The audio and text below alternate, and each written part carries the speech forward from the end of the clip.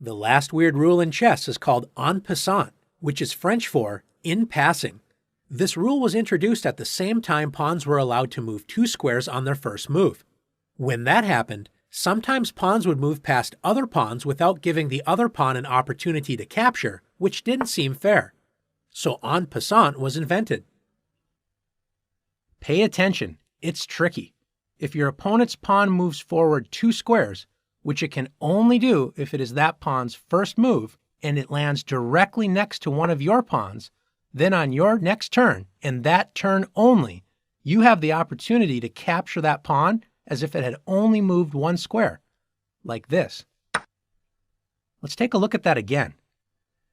If a pawn is moved forward 2 squares and lands next to another pawn, that pawn can capture the first pawn on its very next move.